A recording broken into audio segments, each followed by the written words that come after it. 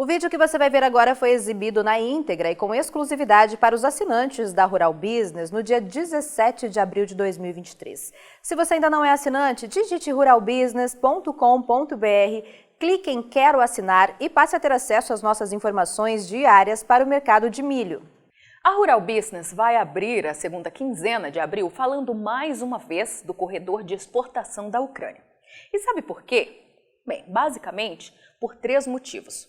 O primeiro, porque o tal acordo vence daqui um mês, ou seja, no dia 18 de maio.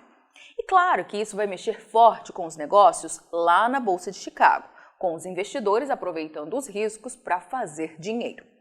O segundo fato é que finalmente temos números detalhados sobre o assunto para apresentar a você. E o terceiro e mais importante é a constatação dos alertas que a Rural Business fez desde que esta manobra foi colocada em prática, que agora está escancarada. Segundo informações da mídia internacional, o que acontece se a Rússia abandonar o corredor de grãos apoiado pela ONU? O Kremlin disse que as perspectivas não são tão boas para estender para além de 18 de maio um acordo que permite a exportação segura de grãos em tempo de guerra de alguns portos ucranianos no Mar Negro, levantando preocupações sobre o que acontecerá a seguir com o corredor marítimo apoiado pela ONU. O acordo ajudou a enfrentar uma crise global de alimentos que, segundo autoridades da ONU, foi agravada pela guerra mais mortal na Europa desde a Segunda Guerra Mundial. Alcançado em julho do ano passado, criou um corredor de trânsito protegido para permitir a retomada das exportações de 3 portos da Ucrânia, grande produtor de grãos e oleaginosas. Ouviu bem esse trecho da matéria? O acordo ajudou a enfrentar uma crise global de alimentos que, segundo autoridades da ONU, foi agravada pela guerra mais mortal na Europa desde a Segunda Guerra Mundial. Pois então, meu amigo, como já declararam integrantes da própria ONU, a Organização das Nações Unidas, o maior objetivo deste tal acordo foi derrubar os preços dos alimentos em todo o mundo e não salvar o mundo da fome. Narrativa vendida pela mídia gratuita para ajudar o mundo a digerir o impacto que isso vem causando a grandes países produtores de grãos, como é o caso do Brasil. Você que chegou a vender milho a mais de R$100 a saca, viu as cotações desabarem. Claro que você que acompanha informação profissional todos os dias aqui na Rural Business entende bem a manobra que foi feita. Mas, para muitos produtores que entraram de cabeça no negócio sem avaliar custos e tendências, o momento é tremendamente delicado. O IPAR, que é o Indicador de Preço Agropecuário Rural Business, que leva em consideração uma média simples entre as cotações máximas e mínimas aferidas diariamente no mercado disponível de 10 estados produtores, confirma que encerramos a primeira quinzena de abril com a saca de milho cotada a uma média de R$ 72,85 no mercado disponível aqui do Brasil, como você pode ver na torre amarela. E basta correr os olhos pelo gráfico para ver que isso já significa R$ 10 a menos que o praticado um ano atrás, ou 12% menos, e o menor valor desde 2020, apesar da tremenda divergência. Se comparado ao recorde de 2021, de R$ 87,33, a desvalorização encosta na casa de 17%. E sabe quando boa parte dessas perdas começaram a se desenhar? Sim, meu amigo, lá atrás, em meados de 2022, com toda esta manobra chamada Corredor de Exportação da Ucrânia. Quando a Rússia decretou guerra aos ucranianos, acabou por colocar em risco o abastecimento de milho, trigo e óleos vegetais, o que fez os preços explodirem. Numa bela altura do campeonato, a ONU veio com essa historinha de pacto para se criar um corredor confiável de exportação para salvar o mundo da fome. E o que a Rural Business questiona desde o início é: como a Rússia é boazinha, não é mesmo? Afinal, sitiar portos da Ucrânia e deixar tudo o que está dentro para que seja explorado por seu inimigo é algo tremendamente louvável, não acha? Ainda mais que esta mercadoria era nada menos que alimento. Brincadeiras à parte, está na cara que para tirar grão da Ucrânia, Vladimir Putin negociou para que sanções impostas à Rússia fossem levantadas e que outros benefícios foram dados ao país. Só que ninguém faz muita questão de falar sobre isso. O segundo ponto, engasgado na garganta de todos aqui da Rural Business, já que a manobra ajudou a gerar um rombo no seu caixa, é que a ONU jamais quantificou ou nomeou que produtos estavam sendo exportados, falando sempre de forma generalizada a fim de ganhar os holofotes da mídia. Só que agora temos estes números para te mostrar. Você está sentado? É prudente fazer isso para não cair de raiva.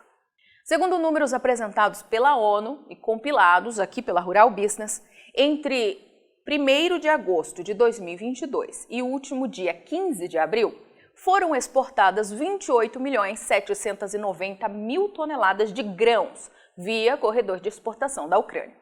Deste total, mais da metade, 14.680.000 toneladas ao todo, teria sido de milho. Outros 26% de trigo, com embarques estimados em 7.590.000 toneladas. Depois disso, em quantidades muito menores, foram farelo e óleo de girassol, cevada e outros. Parece tudo bem normal, certo? Não, meu amigo, errado. E aqui vamos falar apenas do milho, que é o que mais nos interessa nesta análise. Desde julho do ano passado, o Departamento de Agricultura dos Estados Unidos, USDA na sigla em inglês, vem usando a Ucrânia para despejar a demanda global por milho e não mostrar a real situação de arroxo no abastecimento que o mundo pode viver até que os Estados Unidos confirmem uma colheita recorde, o que só vai acontecer lá no segundo semestre. Foram 8 aumentos nos últimos 9 meses, que levaram as exportações de milho da Ucrânia serem ampliadas em nada menos que 183%. Ou seja, o USDA conseguiu, com essa historinha de corredor de exportação, jogar 16 milhões e meio de toneladas de milho a mais em exportação para a Ucrânia, dizendo que será possível ao país embarcar ao exterior 25 milhões e meio de toneladas de milho nesta temporada 2022-23. E o que a Rural Business questiona é, de onde vem todo este ânimo se até agora apenas 60% da meta foi atingida?